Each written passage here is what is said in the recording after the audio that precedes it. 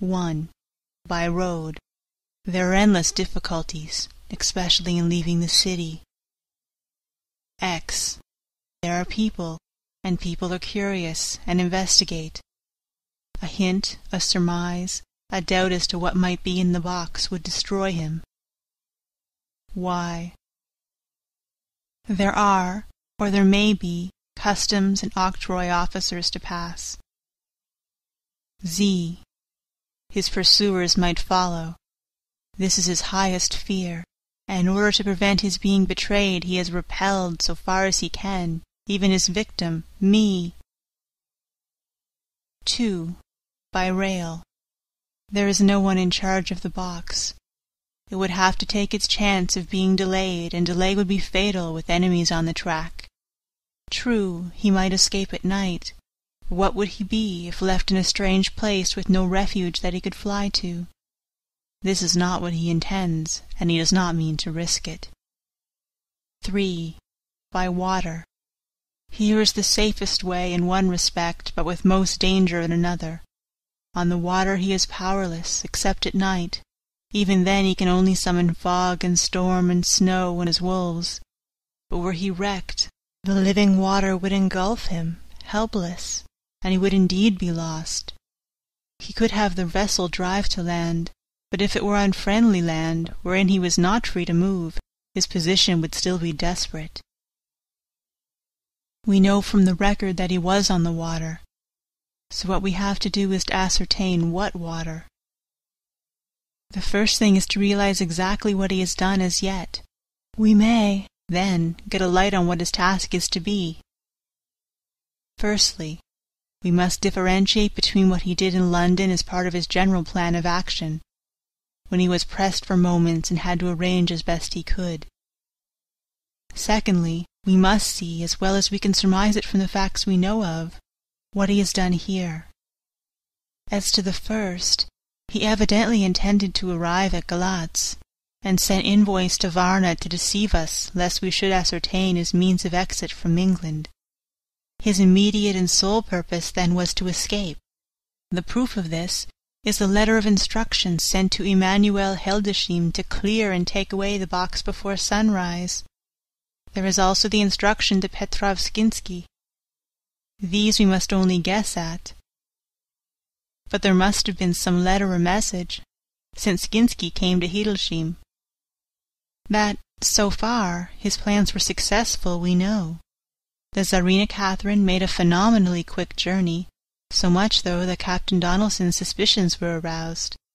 But his superstition, united with his canniness, played the Count's game for him, and he ran with his favouring wind through fogs and all, till he brought up blindfold at Galatz. That the Count's arrangements were well made has been proved. Hildesheim cleared the box, took it off, and gave it to Skinsky. Skinsky took it, and here we lose the trail. We only know that the box is somewhere on the water, moving along. The customs and the octroi, if there be any, have been avoided. Now we have come to what the Count must have done after his arrival, on land, at Galatz.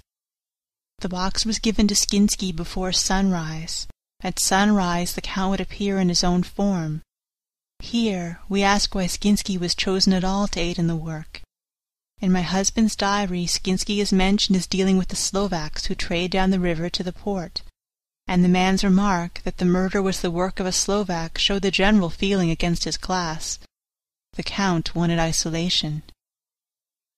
My surmise is this, that in London the Count decided to get back to his castle by water, as the most safe and secret way.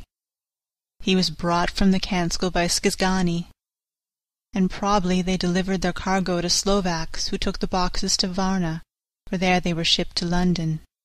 Thus the Count had knowledge of the persons who could arrange this service. When the box was on land, before sunrise or after sunset, he came out from his box, met Skinsky, and instructed him what to do as to arranging the carriage of the box up some river. When this was done, and he knew that all was in train, he blotted out his traces, as he thought, by murdering his agent. I have examined the map, and find that the river most suitable for the Slovaks to have ascended is either the Pruth or the Sereth. I read in the typescript that in my trance I heard cows low and water swirling level with my ears and the creaking of wood. The Count, in his box then, was on a river in an open boat, propelled probably either by oars or poles, for the banks are near and is working it against stream. There would be no such if floating downstream. Of course, it may not be either the Cerith or the Pruth, but we may possibly investigate further. Now of these two the Pruth is the most easily navigated, but the Cerith is, at Fundu, joined by the Bistritza, which runs up round the Borgo Pass. The loop it makes is manifestly as close to Dracula's castle as can be got by water. Mina Harker's Journal continued. When I had done reading, Jonathan took me in his arms and kissed me. The others kept shaking me by both hands, and Dr. Van Helsing said, "Our dear Madam Mina is once more our teacher. Her eyes have been where we were blinded. Now we are on the track once again, and this time we may succeed. Our enemy is at his most helpless, and if we can come on him by day, on the water, our task will be over.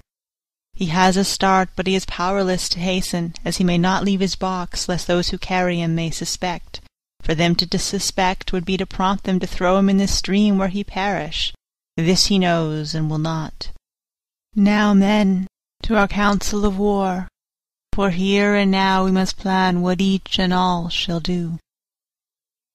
"I shall get a steam launch, and follow him," said Lord Godalming. "And I, horses to follow on the bank, lest he chance to land," said Mr. Morris. "Good," said the Professor. "Both good, but neither must go alone. There must be force to overcome force if need be. The Slovak is strong and rough, and he carries rude arms."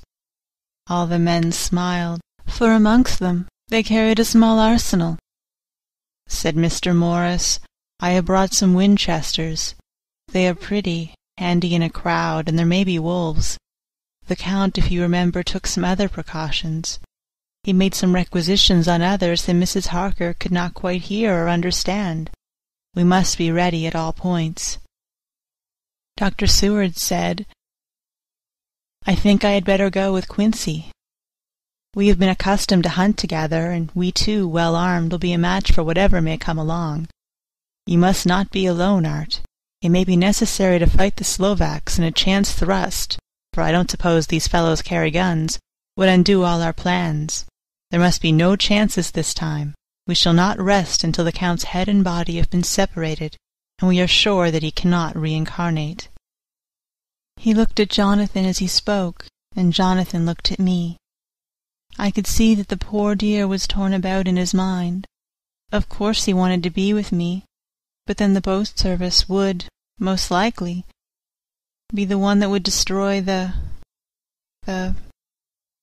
vampire. Why did I hesitate to write the word? He was silent a while, and during his silence Dr. Van Helsing spoke. "Friend Jonathan, this is to you for twice reasons. First, because you are young and brave and can fight, and all the energies may be needed at the last. And again that it is your right to destroy him, that which has wrought such woe to you and others. Be not afraid for Madam Mina. She will be my care, if I may. I am old. My legs are not so quick to run as once, and I am not used to ride so long or pursue as need be, or to fight with lethal weapons. But I can be of other service.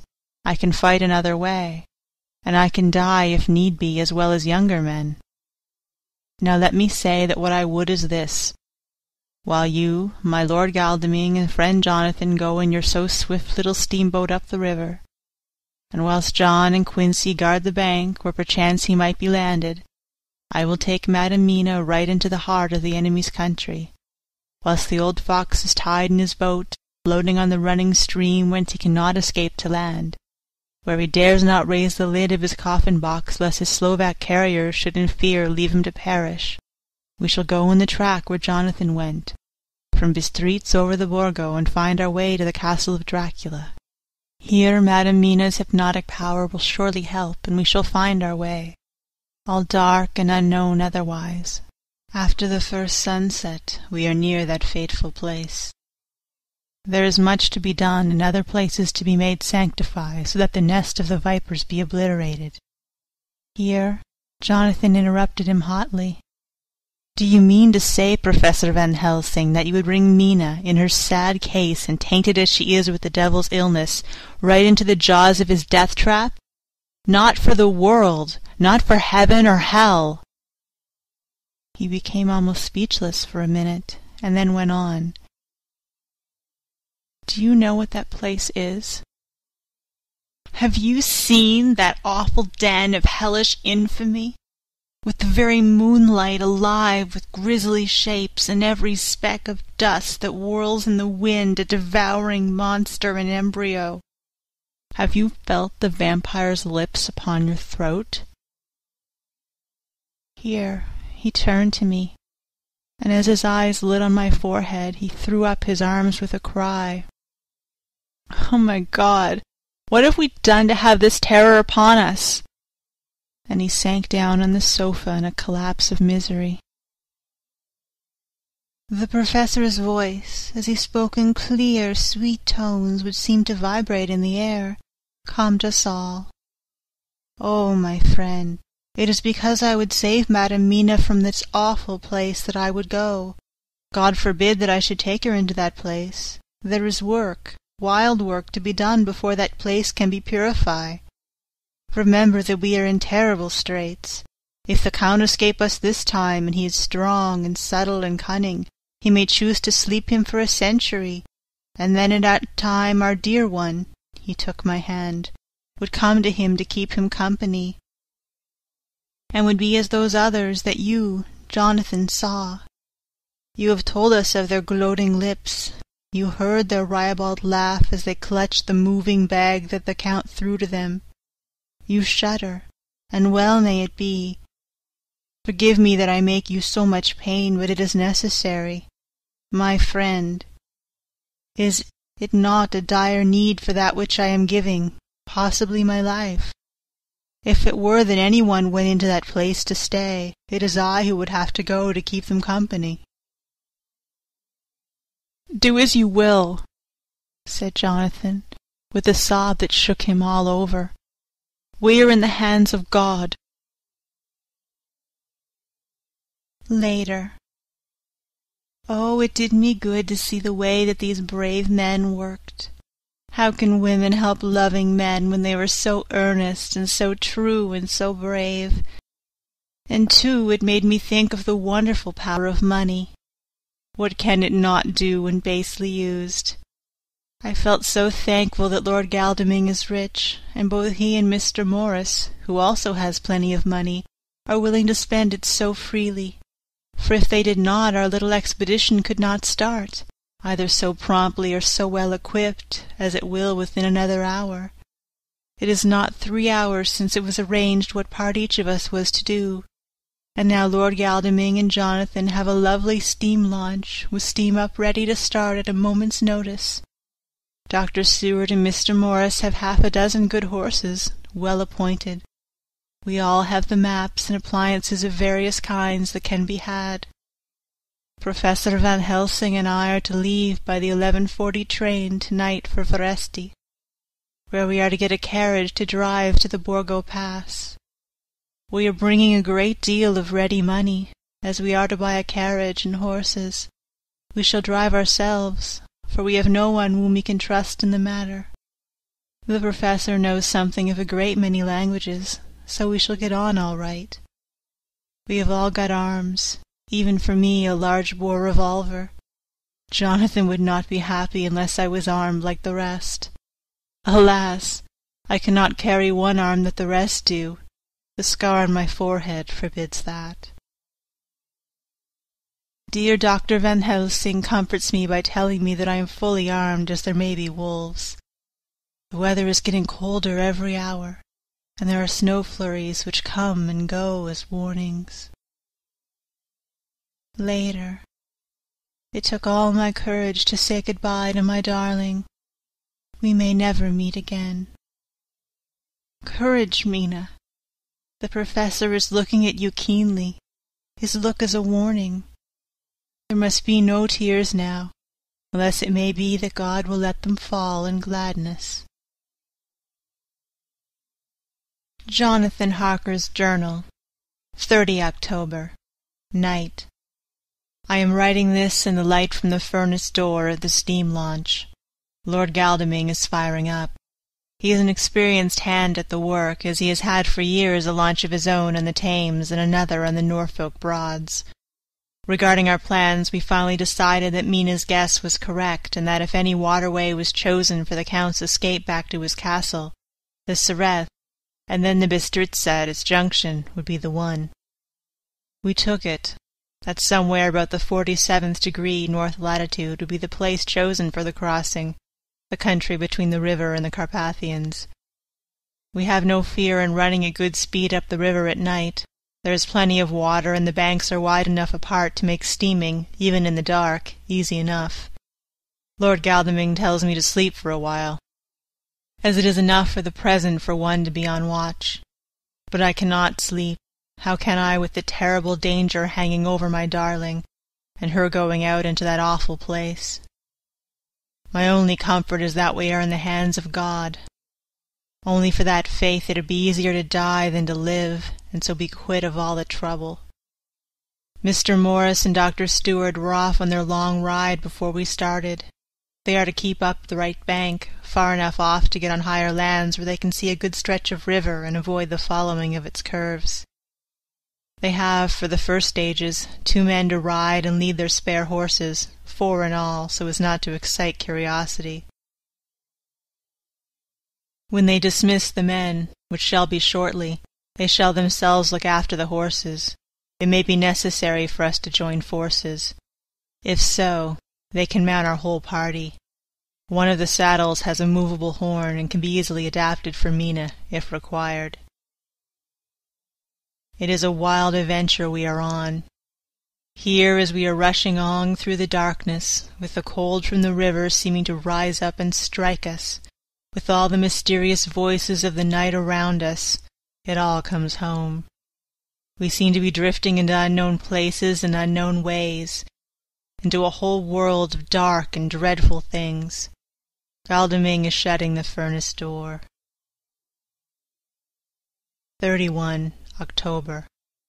Still hurrying along. The day is come, and Godalming is sleeping. I am on watch. The morning is bitterly cold. The furnace heat is grateful, though we have heavy fur coats. As yet we have passed only a few open boats, but none of them had on board any box or package of anything like the size of the one we seek. The men were scared every time we turned our electric lamp on them, and fell on their knees and prayed. 1 November, evening. No news all day. We have found nothing of the kind we seek.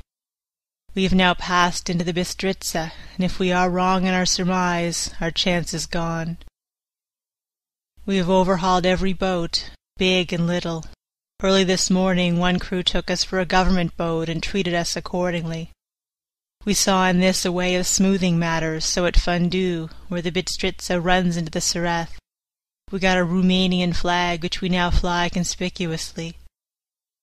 With every boat which we have overhauled since then, this trick has succeeded. We have had every deference shown to us, and not once any objection to whatever we chose to ask or do. Some of the Slovaks tell us that a big boat passed them, going at more than usual speed, as she had a double crew on board.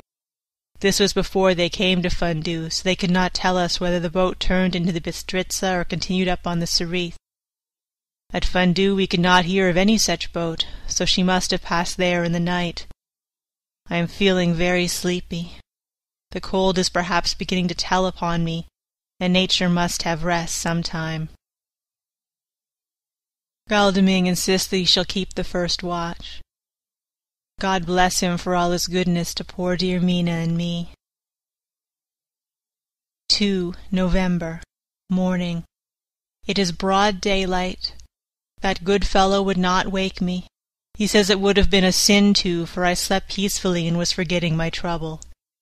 It seems brutally selfish to me to have slept so long and let him watch all night, but he was quite right. I am a new man this morning, and as I sit here and watch him sleeping, I can do all that is necessary, both as to minding the engine, steering, and keeping watch. I can feel that my strength and energy are coming back to me. I wonder where Mina is now, and Van Helsing.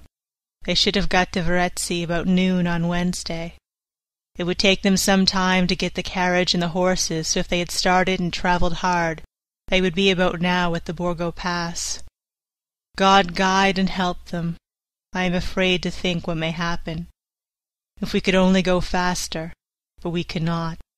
The engines are throbbing and doing their utmost. I wonder how Dr. Stewart and Mr. Morris are getting on. There seem to be endless streams running down the mountains into this river, but as none of them are very large, at present, at all events, though they are doubtless terrible in winter and when the snow melts, the horsemen may not have met much obstruction. I hope that before we get to Strasba we may see them, for if by that time we have not overtaken the Count, it may be necessary to take counsel together what to do next. Dr. Seward's Diary, 2 November. 3 days on the road. No news and no time to write it if there had been, for every moment is precious. We have had only the rest needful for the horses, but we are bearing it wonderfully. Those adventurous days of ours are turning up useful. We must push on. We shall never feel happy till we get the launch in sight again. 3 November. We heard at Fondue that the launch had gone up the Bistritza. I wish it wasn't so cold. There are signs of snow coming, and if it falls heavy it will stop us. In such case we must get a sledge and go on, Russian fashion. 4 November. Today we heard of the launch having been detained by an accident when trying to force a way up the rapids. The Slovak boats get up all right by aid of a rope and steering with knowledge. Some went up only a few hours before. Guldeming is an amateur fitter himself, and evidently it was he who put the launch in trim again. Finally they got up the rapids all right with local help and are off on the chase afresh. I fear that the boat is not any better for the accident. Peasantry tell us that after she got upon the smooth water again, she kept stopping every now and again, so long as she was in sight. We must push on harder than ever. Our help may be wanted soon. Mina Harker's Journal, 31 October. Arrived at Varetzi at noon. The professor tells me that this morning at dawn he could hardly hypnotize me at all, and all that I could say was dark and quiet. He is off now buying a carriage and horses. He says that he will later on try to buy additional horses, that we may be able to change them on the way. We have something more than 70 miles before us. The country is lovely and most interesting. If only we were under different conditions, how delightful it would be to see it all. If Jonathan and I were driving through it alone, what a pleasure it would be to stop and see people and learn something of their life, and to fill our minds and memories with all the color and picturesqueness of the whole wide, beautiful country, and the quaint people. But alas! Later. Dr. Van Helsing has returned. He has got the carriage and horses. We are to have some dinner and to start in an hour. The landlady is putting us up a huge basket of provisions. It seems enough for a company of soldiers. The professor encourages her, and whispers to me that it may be a week before we get any food again. He has been shopping too, and has sent home such a wonderful lot of fur coats and wraps and all sorts of warm things. There will not be any chance of our being cold. We shall soon be off. I am afraid to think what may happen to us. We are truly in the hands of God. He alone knows what may be, and I pray him, with all the strength of my sad and humble soul, that he will watch over my beloved husband, that whatever may happen, Jonathan may know that I loved him and honored him more than I can say, and that my latest and truest thought will always be for him. End of chapter 26. Recorded by Marlo Dianne. February 8th to 15th, 2006. Pisgah West, Prince Edward Island. Dracula by Bram Stoker. Chapter 27. Mina Harker's Journal. 1 November. All day long we have travelled, and at a good speed. The horses seem to know that they are being kindly treated, for they go willingly their full stage at best speed. We have now had so many changes and find the same things so constantly that we are encouraged to think that the journey will be an easy one. Dr. Van Helsing is laconic. He tells the farmers that he is hurrying to Bistritz, and pays them well to make the exchange of horses. We get hot soup or coffee or tea, and off we go. It is a lovely country, full of beauties of all imaginable kinds, and the people are brave and strong and simple, and seem full of nice qualities. They are very, very superstitious. In the first house where we stopped, when the woman who served us saw the scar on my forehead, she crossed herself and put out 2 fingers toward me to keep off the evil eye. I believe they went to the trouble of putting an extra amount of garlic into our food, and I can't abide garlic. Ever since then I have taken care not to take off my hat or veil, and so have escaped their suspicions. We are travelling fast, and as we have no driver with us to carry tales, we go ahead of scandal. But I dare say that fear of the evil eye will follow hard behind us all the way. The professor seems tireless. All day he would not take any rest, though he made me sleep for a long spell. At sunset time he hypnotized me, and he says I answered as usual. Darkness, lapping water, and creaking wood. So our enemy is still on the river. I am afraid to think of Jonathan, but somehow I have now no fear for him, or for myself. I write this whilst we wait in a farmhouse for the horses to be ready. Dr. Van Helsing is sleeping. Poor dear, he looks very tired and old and grey, but his mouth is set as firmly as a conqueror's. Even in his sleep he is intense with resolution. When we have started, I must make him rest whilst I drive. I shall tell him that we have days before us, and he must not break down when most of all his strength will be needed. All is ready.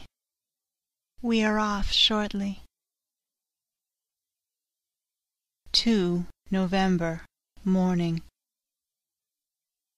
I was successful, and we took turns driving all night.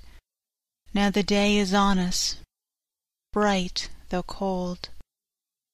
There is a strange heaviness in the air. I say heaviness for want of a better word.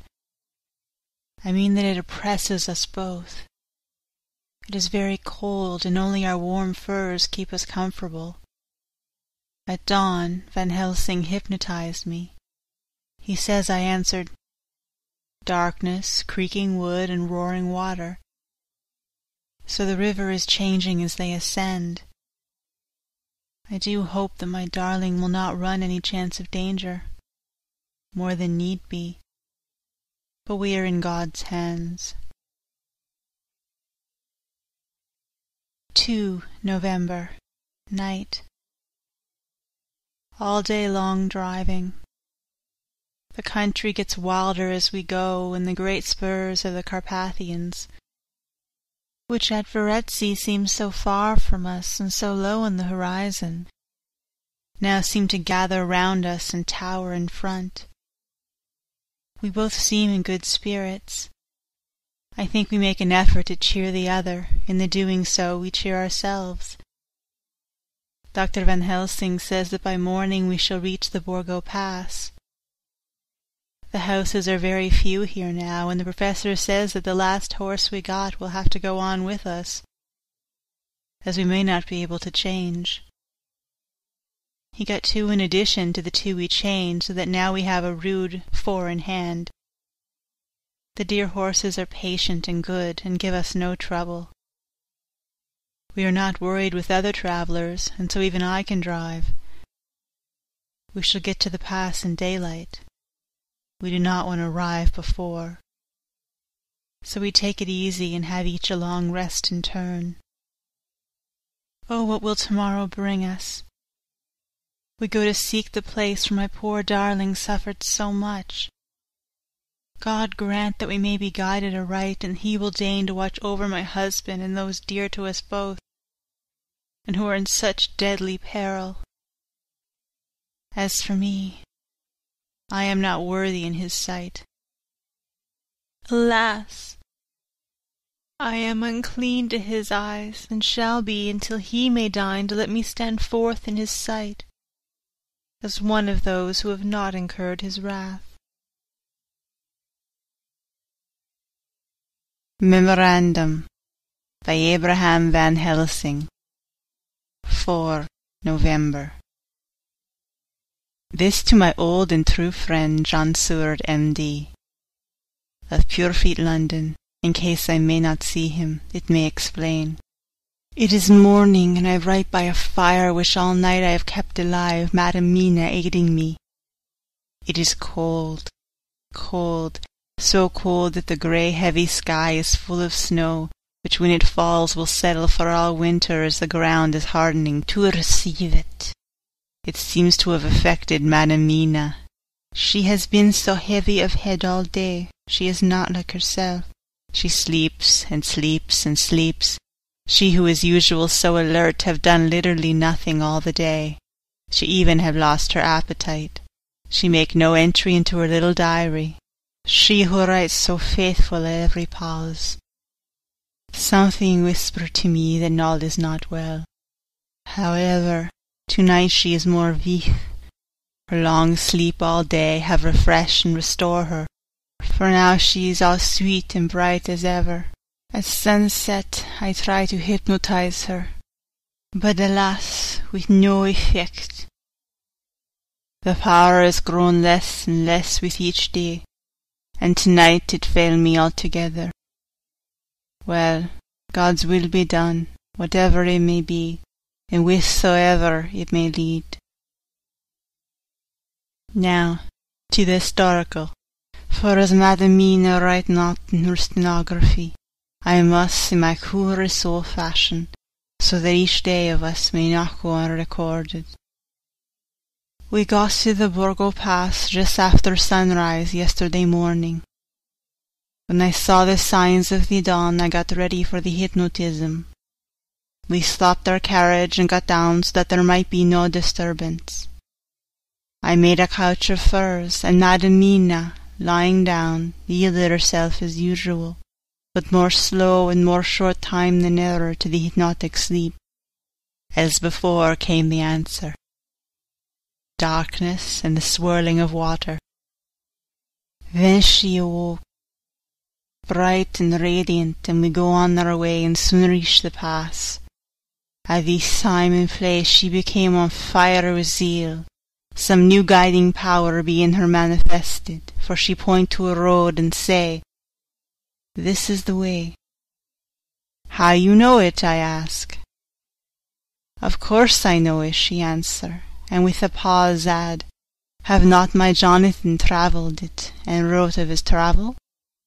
At first I think somewhat strange, but soon I see there be only one such by-road. It is used but little, and very different from the couch road from the Bukovina to Bistritz, which is more wide and hard and more of use. So we come down this road, where we meet other ways not always where we sure that there are roads at all, for they be neglect and light snowy fallen. The horses know and they only. I give rein to them, and they go on so patient. By and by we find all the things which Jonathan have noted in that wonderful diary of him. Then we go on for long, long hours and hours. At the first I tell Madam Mina to sleep. She try and she succeed. She sleep all the time, till at last I feel myself too suspicious grow and attempt to wake her. But she sleep on, and I may not wake her, though I try. I do not wish to try too hard, lest I harm her, for I know that she suffer much, and sleep at times be all in all to her. I think I drowse myself, for all of a sudden I feel guilt, as though I have done something. I find myself bolt up with the reins in my hand, and the good horses go along, jog, jog, just as ever. I look down and find Madam Mina still asleep. It is now not far off sunset time, and o'er the snow the light of the snow follow in big yellow flood, so that we throw great long shadow on where the mountain rise so steep. For we are going up, and all is so wild and rocky, as though it were the end of the world. Then I arouse Madam Mina. This time she wake with not much trouble, and then I try to put her to hypnotic sleep. But she sleep not, being as though I were not. Still I try and try, till all at once I find her and myself in the dark. So I look round and find that the sun is gone down. Madam Mina laugh, and I turn and look at her. She is now quite awake, and looks so well as I had never thought her since that night at Carfax, when we first entered the Count's house. I am amazed, and not at ease then, but she is so bright and tender and thoughtful to me that I forget all fear. I lie of fire, for we have brought supply of wood with us. But she prepare food while I undo the horses and set them tethered and sheltered to feed. Then when I return to the fire, she have my supper ready. I go to help her, but she smile and tell me that she have eat already, that she was so hungry that she would not wait. I like it not, and I have grave doubts, but I fear to affright her, and so am silent of it. She held me, and I eat alone, and then we wrap in fur and lie beside the fire, and I tell her to sleep while I watch. But presently I forget all of washing, and when I suddenly remember that I wash, I find her lying quiet but awake, and looking at me with so bright eyes. Once, twice more the same occur, and I get much sleep till before morning. When I wake, I try to hypnotize her, but alas, though she shut her eyes obedient, she may not sleep. The sun rise up, and up, and up, and then sleep come to her too late, but so heavy that she will not wake. I have to lift her up, and face her sleeping in the carriage where I've harnessed the horses and made all ready. Madam still sleep, and she look in her sleep more healthy and more redder than before, and I like it not. And I am afraid, afraid, afraid. I am afraid of all the things, even to think that I must go on my way. The stake we play for is life and death, or more than these, and we must not flinch. 5 November, morning.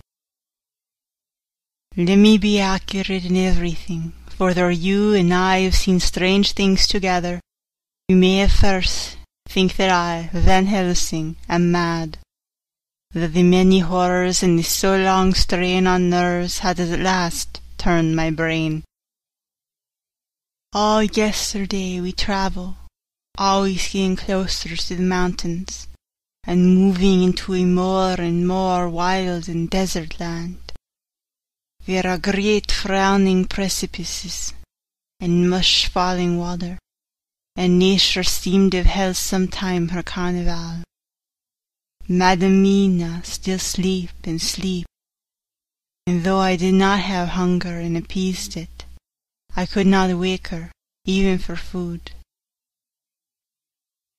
I began to fear the fatal spell of the place was upon her, tainted as she is with the vampire baptism. Well, said I to myself, if it be that she sleep all day, it shall also be that I do not sleep at night. As we travel on the rough road, for a road of an ancient and imperfect kind there was, I held down my head and slept.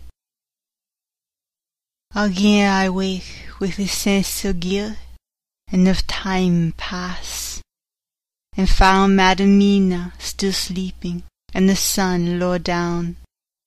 But all was indeed changed. The frowning mountains seemed further away, and we were near the top of a steep rising hill, on summit of which was such a castle as Jonathan telled of in his diary. At once I exhausted and feared, for now, for good or ill, the end was near. I woke Madam Mina and again tried to hypnotize her, but alas, unavailing till too late. Then, ere the dark come upon us, for even after down the sun the heavens reflected the golden sun on the snow, and all was for a time in a great twilight. I shook out the horses and fed them in what shelter I could. Then I make a fire, and near it I make Madam Mina, now awake and more charming than ever, sit comfortable amid her rugs. I get ready food, but she would not eat, simply saying that she had not hunger. I did not press her, knowing her unavailingness. But I myself eat, for I must needs now be strong for all. Then, with the fear on me of what might be, I drew a ring so big for her comfort, round where Madam Mina sat. And o'er the ring I passed some of the wafer, and broke it fine, so that all was well guarded. She sat still all the time, so still as one dead. And she grew whiter and whiter, till the snow was not more pale, and no worse she said. But when I drew near, she clung to me, and I could know that the poor soul shook her from head to feet with a tremor that was pain to feel. I said to her presently, when she had grown more quiet, "Will you not come over to the fire?" For I wished to make a test of what she could. She rose obedient, but when she made a step she stopped, and stood as one stricken. "Why not go on?" I asked. She shook her head, and coming back sat down in her place. Then, looking at me with open eyes, as of one waked from sleep, "I cannot," and remained silent. I rejoiced, for I knew that what she could not, none of those that we dreaded could. Though there might be danger to her body, yet her soul was safe. Presently the horses began to scream, and tore at their tethers till I came to them and quieted them. When they did feel my hands on them, they whinnied low as in joy, and licked at my hands and were quiet for a time. Many times through the night I come to them, till it arrive at the cold hour when all nature is at its lowest, and every time my coming was of quiet to them. In the cold hour the fire began to die, and I was about stepping forth to replenish it, for now the snow came in flying sweeps, and with it a chill mist.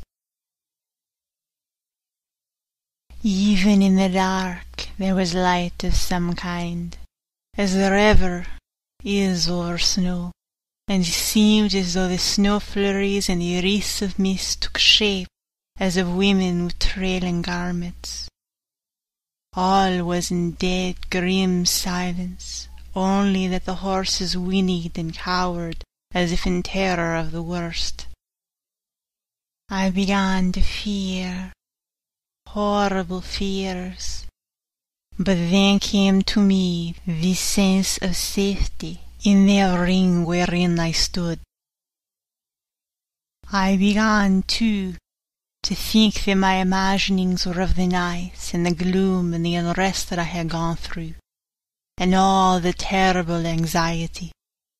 It was as though my memories of all of Jonathan's horrid experience were befooling me. For the snowflakes and the mists began to wheel and circle round, till I could get as though a shadowy glimpse of those women that would have kissed him. And then the horses cowered lower and moaned in terror as men do in pain. Even the madness of fright was not to them, so they could not break away. I feared for my dear Madam Mina when these weird figures drew near and circled round. I looked at her, but she sat calm and smiled at me.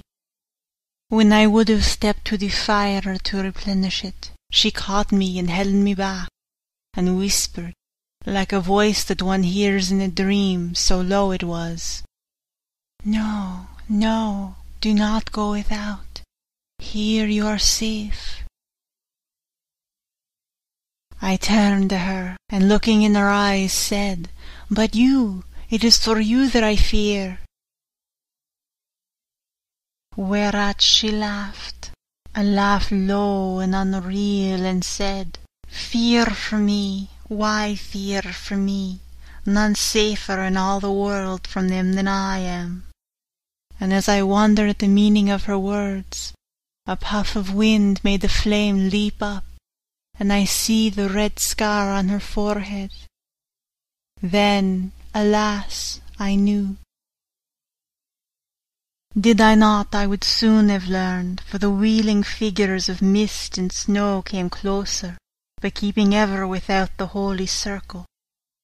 They began to materialize till, if God had not taken away my reason, for I saw it through my eyes,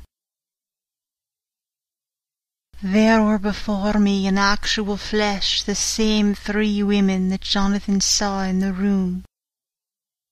When they would have kissed his throat, I knew the swaying round forms, the bright hard eyes, the white teeth, the ruddy colour, the voluptuous lips. They smiled ever at poor dear Madam Mina, and as their laugh came through the silence of the night, they twined their arms and pointed to her, and said in those so sweet tingling tones that Jonathan said were of the intolerable sweetness of the water-glasses, "Come, sister, come to us, come." In fear I turned to my poor Madam Mina, and my heart with gladness leapt like flame, for oh, the terror in her sweet eyes, the repulsion, the horror, told a story to my heart that was all of hope. God be thanked that she was not yet of them. I seized some of the firewood which was by me, and holding out some of the wafer, advanced on them towards the fire. They drew back before me and laughed their low, horrid laugh. I fed the fire and feared them not, for I knew that we were safe within the ring, which she could not leave no more than they could enter. The horses had ceased to moan, and lay still on the ground. The snow fell on them softly, and they grew whiter. I knew that there was for the poor beasts no more of terror. And so we remained till the red of the dawn began to fall through the snow gloom. I was desolate and afraid, and full of woe and terror. But when that beautiful sun began to climb the horizon, life was to me again. At the first coming of the dawn, the horrid figures melted in the whirling mist and snow. The wreaths of transparent gloom moved away towards the castle, and were lost. Instinctively, with the dawn coming, I turned to Madamina, intending to hypnotize her. But she lay in a deep and sudden sleep from which I could not wake her. I tried to hypnotize her through sleep, but she made no response, none at all, and the day broke. I fear yet to stir. I have made my fire, and have seen the horses. They are all dead. Today I have much to do here, and I keep waiting till the sun is up high, for there may be places where I must go, where there's sunlight, though snow and mists obscure it, will be to me a safety. I will strengthen me with breakfast, and then I will do my terrible work. Madam Mina still sleeps, and God be thanked, she is calm in her sleep. Jonathan Harker's Journal. 4 November. Evening. The accident to the launch has been a terrible thing for us. Only for it we should have overtaken the boat long ago, and by now my dear Mina would have been free.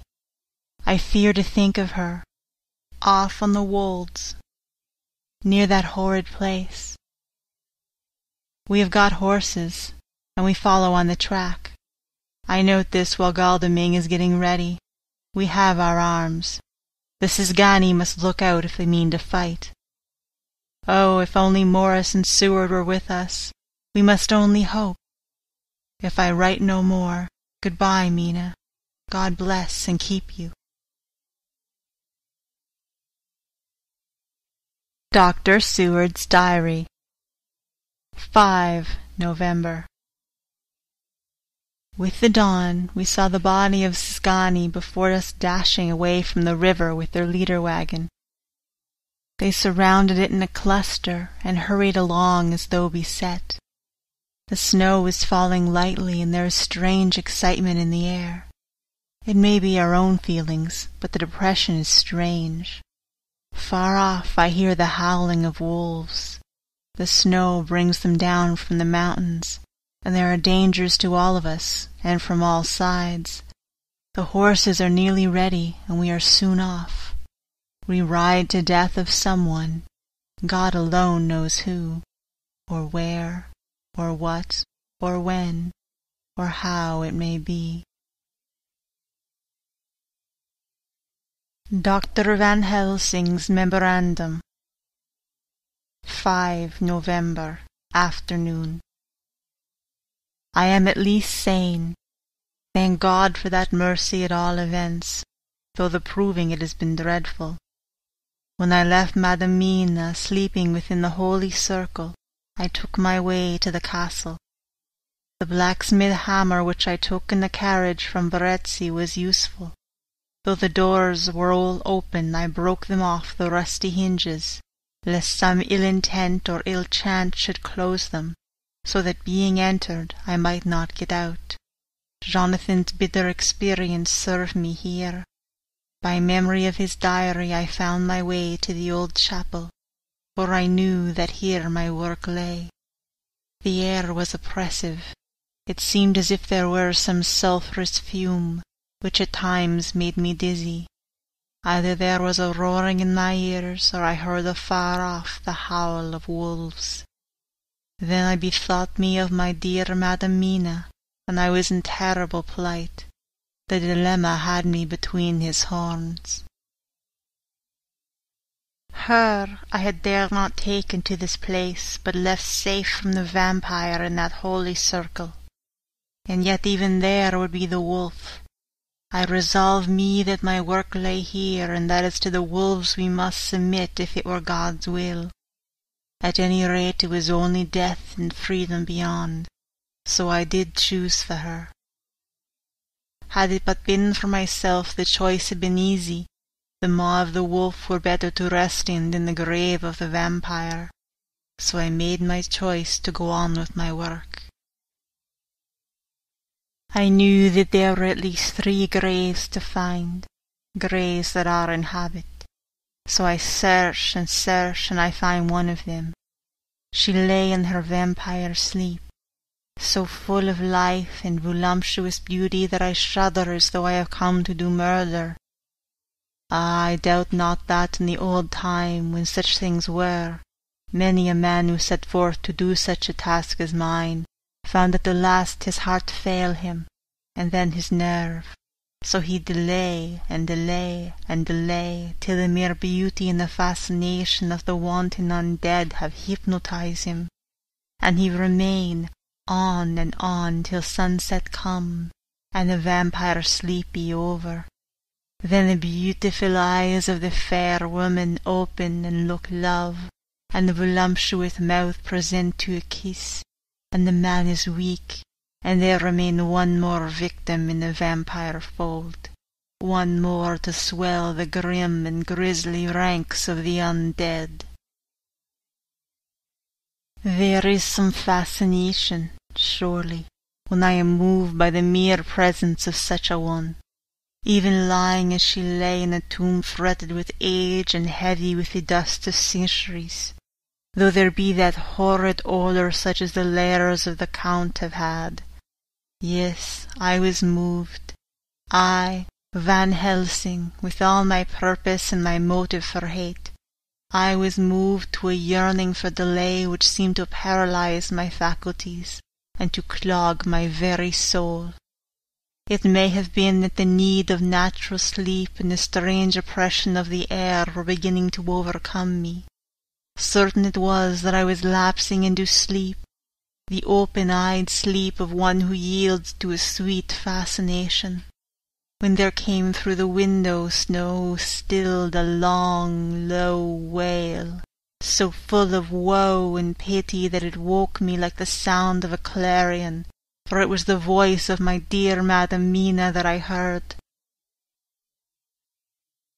Then I braced myself again to my horrid task, and found by retching away tomb-tops one other of the sisters, the other dark one. I dared not pause to look on her as I had on her sister, lest once more I should begin to be in thrall. But I go on searching, until presently I find in a high great tomb as if made to be one such beloved that other fair sister. Like Jonathan, I have seen to gather herself out of the atoms of the mist. She was so fairer to look on, so radiantly beautiful, so exquisitely voluptuous, that the very instinct of man in me, which calls some of my sex to love and to protect one of hers, made my head whirl with new emotion. But God be thanked, that soul wail of my dear Madam Mina had not died out of my ears, and before the spell could be wrought further upon me I had nerved myself to my wild work.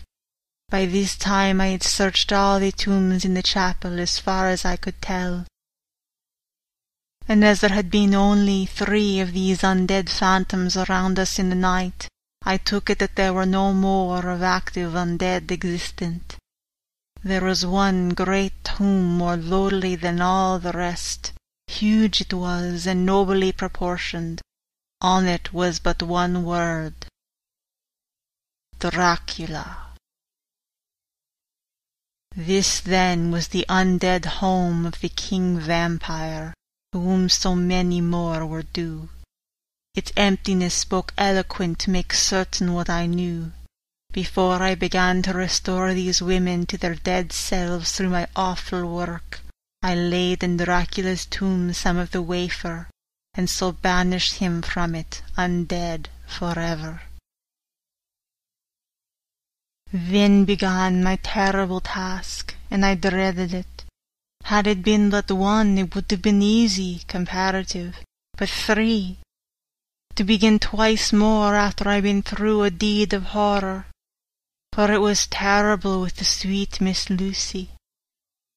What would it not be with these strange ones who had survived through centuries, and who would have been strengthened by the passing of the years, who would, if they could, have fought for their foul lives. Oh, my friend Jean, it was butcher work, had I not been nerved by thoughts of other dead, and of the living over whom hung such a pall of fear. I could not have gone on. I trembled and trembled even yet, though till all was over, God be thanked, my nerve did stand. Had I not seen the repose in the first place, and the gladness that stole over it just ere the final dissolution came, as realization that the soul had been won, I could not have gone further with my butchery. I could not have endured the horrid screeching as the stake drove home, the plunging of writhing form and the lips of bloody foam. I should have fled in terror and left my work undone, but it is over, and the poor souls, I can pity them now and weep, as I think of them placid, each in her full sleep of death for a short moment ere fading. For, friend John, hardly had my knife severed the head of each before the whole body began to melt away and crumble into its native dust, as though death that should have come centuries ago had at last asserted himself and say at once and loud, I am here. Before I left the castle I so fixed his entrances that never more can the Count enter there undead. When I stepped into the circle where Madam Mina slept, she woke from her sleep, and seeing me cried out in pain that I had endured too much. Come, she said, come away from this awful place. Let us go to meet my husband, who is, I know, coming towards us. She was looking thin and pale and weak, but her eyes were pure and glowed with fervour. I was glad to see her paleness and her illness, for my mind was full of the fresh horror of that ruddy vampire sleep. And so with trust and hope and yet full of fear we go eastward to meet our friends, and him whom Madam Mina tell me that she know are coming to meet us. Mina Harker's Journal. 6. November. It was late in the afternoon when the Professor and I took our way towards the east, whence I knew Jonathan was coming. We did not go fast, though the way was steeply downhill, for we had to take heavy rugs and wraps with us. We dare not face the possibility of being left without warmth in the cold and the snow. We had to take some of our provisions, too, for we were in perfect desolation, and as far as we could see through the snowfall, there was not even the sign of habitation. When we had gone about a mile, I was tired with the heavy walking and sat down to rest. Then we looked back and saw where the clear line of Dracula's castle cut the sky, for we were so deep under the hill whereon it was set, that the angle of perspective of the Carpathian mountains was far below it. We saw it in all its grandeur, perched 1,000 feet on the summit of a sheer precipice, and with seemingly a great gap between it and the steep of the adjacent mountain on any side. There was something wild and uncanny about the place. We could hear the distant howling of wolves. They were far off, but the sound, even though coming muffled through the deadening snowfall, was full of terror. I knew from the way Dr. Van Helsing was searching about that he was trying to seek some strategic point where we'd be less exposed in case of attack. The rough roadway still led downwards. We could trace it through the drifted snow. In a little while, the Professor signalled to me, so I got up and joined him, He had found a wonderful spot, a sort of natural hollow in a rock, with an entrance like a doorway between two boulders. He took me by the hand and drew me in. "See," he said, "here you will be in shelter, and if the wolves do come I can meet them one by one." He brought in our furs, and made a snug nest for me, and got out some provisions and forced them upon me. But I could not eat. To even try to do so was repulsive to me, and much as I would have liked to please him, I could not bring myself to the attempt. He looked very sad, but did not reproach me. Taking his field glasses from the case, he stood on top of the rock and began to search the horizon. Suddenly, he called out, "Look! Madamina, look, look!" I sprang up and stood beside him on the rock. He handed me his glasses and pointed. The snow was now falling more heavily, and swirled about fiercely, for a high wind was beginning to blow. However, there were times when there were pauses between the snow flurries, and I could see a long way round. From the height where we were, it was possible to see a great distance, and far off, beyond the white waste of snow, I could see the river lying like a black ribbon, in kinks and curls as it wound its way. Straight in front of us, and not far off, in fact so near that I wondered we had not noticed before, came a group of mounted men hurrying along. In the midst of them was a cart, a long leader wagon, which swept from side to side like a dog's tail wagging, with each stern inequality of the road. Outlined against the snow as they were, I could see from the men's clothes that they were peasants or gypsies of some kind. On the cart was a great square chest. My heart leaped as I saw it, for I felt that the end was coming.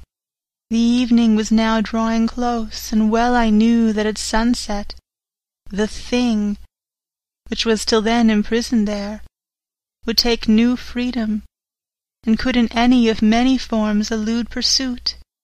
In fear, I turned to the professor. To my consternation, however, he was not there. An instant later, I saw him below me. Round the rock he had drawn a circle, such as we had found shelter in last night. When he had completed it, he stood beside me again, saying, "At least you shall be safe from him." He took the glasses from me, and at the next lull of the snow swept the whole space below us. "See," he said, "they come quickly. They are flogging the horses and galloping as hard as they can." He paused, and went on in a hollow voice, "They are racing for the sunset. We may be too late. God's will be done." Down came another blinding rush of driving snow, and the whole landscape was blotted out. It soon passed, however, and once more his glasses were fixed on the plain. Then came a sudden cry, "Look! Look! Look! See! 2 horsemen follow fast, coming up from the south. It must be Quincy and John. Take the glass. Look before the snow blots it all out." I took it and looked. The 2 men might be Dr. Seward and Mr. Morris. I knew at all events that neither of them was Jonathan. At the same time, I knew that Jonathan was not far off. Looking around, I saw on the north side of the coming party 2 other men, riding at breakneck speed. One of them, I knew, was Jonathan, and the other I took, of course, to be Lord Godalming. They too were pursuing the party with the cart. When I told the professor, he shouted in glee like a schoolboy, and after looking intently till a snowfall made sight impossible, he laid his Winchester rifle ready for use against the boulder at the opening of our shelter. "They are all converging," he said. "When the time comes we shall have gypsies on all sides." I got out my revolver ready to hand, for whilst we were speaking the howling of wolves came louder and closer. When the snowstorm abated a moment, we looked again. It was strange to see the snow falling in such heavy flakes close to us, and beyond, the sun shining more and more brightly as it sank down towards the far mountain tops. Sweeping the glass all around us, I could see here and there dots moving singly and in 2s and 3s and larger numbers. The wolves were gathering for their prey. Every instant seemed an age whilst we waited. The wind came now in fierce bursts, and the snow was driven with fury as it swept upon us in circling eddies. At times we could not see an arm's length before us, but at others, as the hollow-sounding wind swept by us, it seemed to clear the airspace around us so that we could see afar off.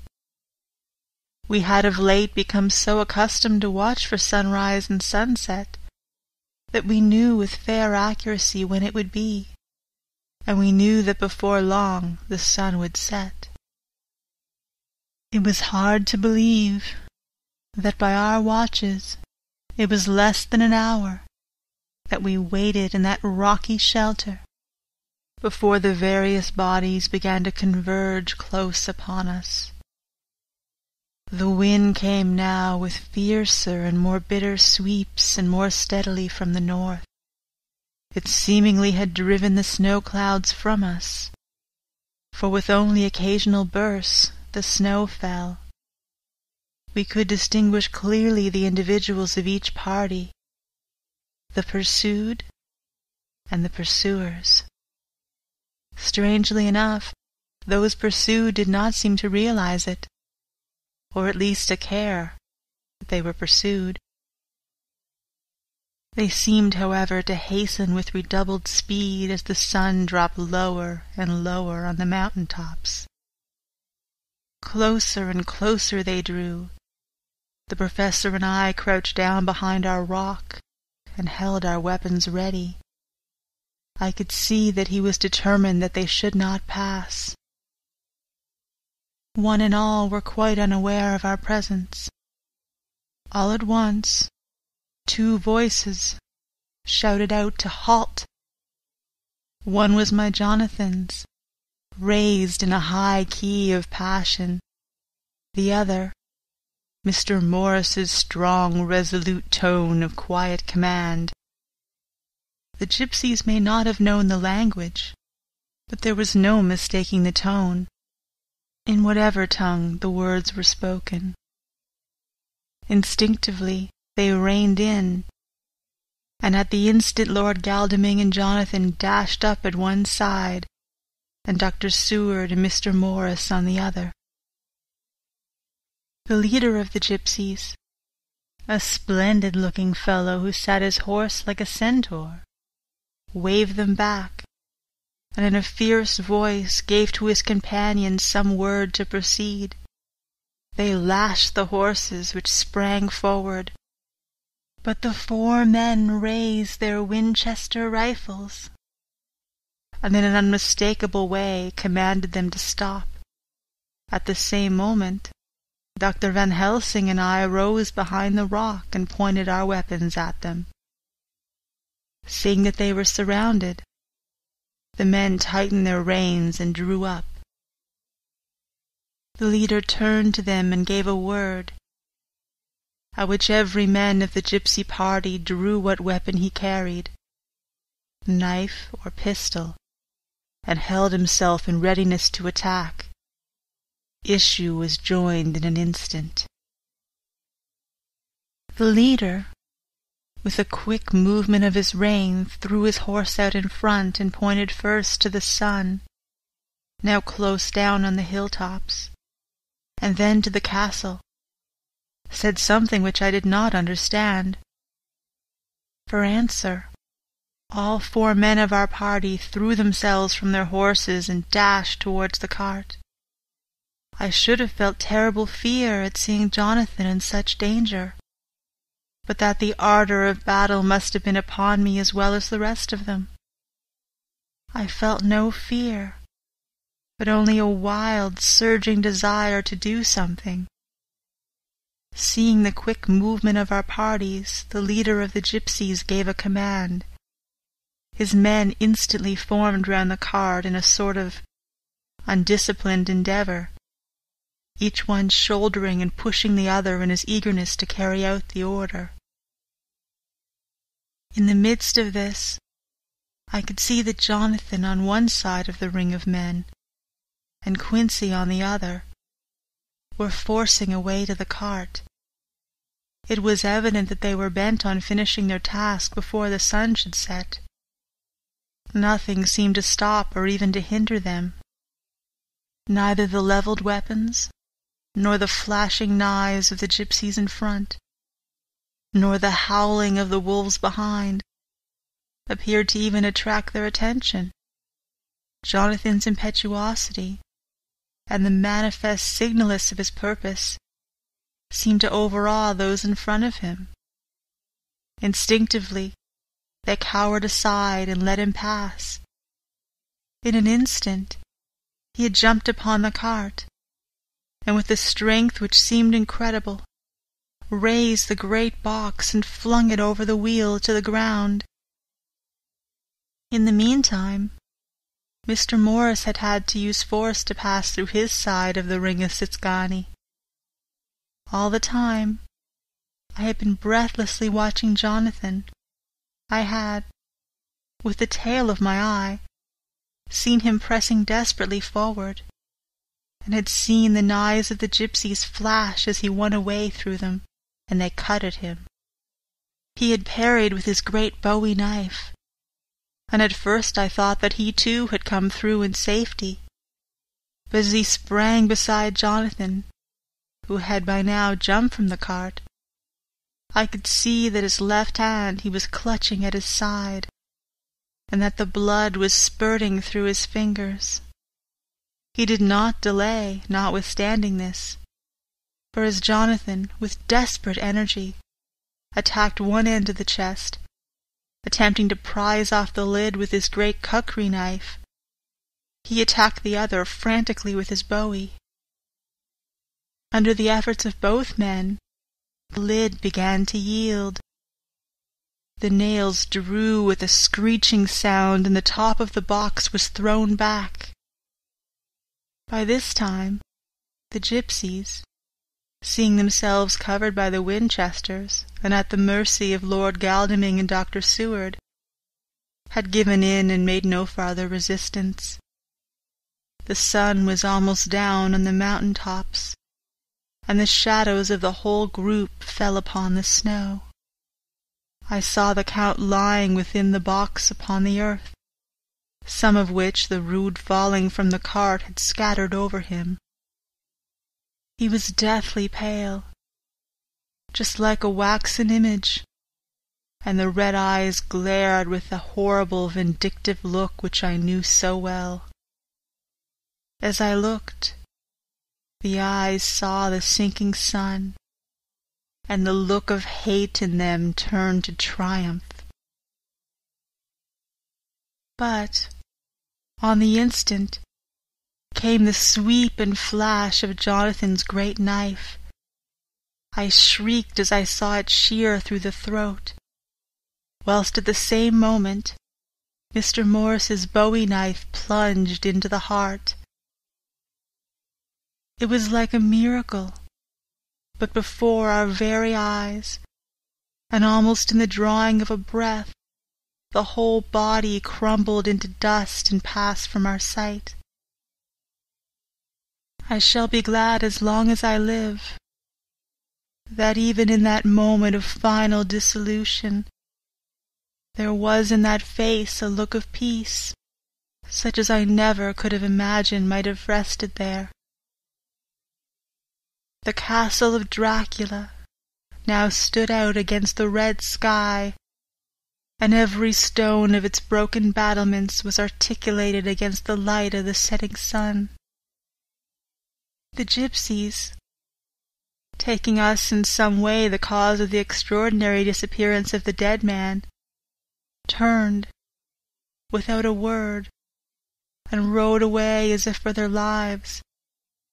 Those who were unmounted jumped upon the leader wagon, and shouted to the horsemen not to desert them. The wolves, which had withdrawn to a safe distance, followed in their wake, leaving us alone. Mr. Morris, who had sunk to the ground, leaned on his elbow, holding his hand pressed to his side. The blood still gushed through his fingers. I flew to him, for the holy circle did not now keep me back. So did the two doctors. Jonathan knelt behind him, and the wounded man laid back his head on his shoulder. With a sigh he took, with a feeble effort, my hand in that of his own which was unstained. He must have seen the anguish of my heart in my face, for he smiled at me and said, "I am only too happy to have been of service." "Oh, God!" he cried suddenly, struggling to a sitting posture and pointing to me. "It was worth for this to die. Look! Look!" The sun was now right down upon the mountain top, and the red gleams fell upon my face, so that it was bathed in rosy light. With one impulse the men sank on their knees, and a deep and earnest amen broke from all as their eyes followed the pointing of his finger. The dying man spoke. "Now God be thanked that all has not been in vain. See, the snow is not more stainless than her forehead. The curse has passed away." And to our bitter grief, with a smile and in silence, he died, a gallant gentleman. Note: 7 years ago we all went through the flames, and the happiness of some of us since then is, we think, well worth the pain we endured. It is an added joy to Mina and to me that our boy's birthday is the same day as that on which Quincy Morris died. His mother holds, I know, the secret belief that some of our brave friend's spirit has passed into him. His bundle of names links our little band of men together, but we call him Quincy. In the summer of this year we made a journey to Transylvania, and went over the old ground which was and is to us so full of vivid and terrible memories. It is almost impossible to believe that the things which we had seen with our own eyes and heard with our own ears were living truths. Every trace of all that had been was blotted out. The castle stood as before, reared high above a waste of desolation. When we got home, we were talking of the old time, which we could all look back on without despair, for Galdeming and Seward are both happily married. I took the papers from the safe where they had been ever since our return so long ago. We were struck with the fact that in all the mass of material of which the record is composed, there is hardly one authentic document, nothing but a mass of typewriting, except the later notebooks of Mina and Seward and myself, and Van Helsing's memorandum.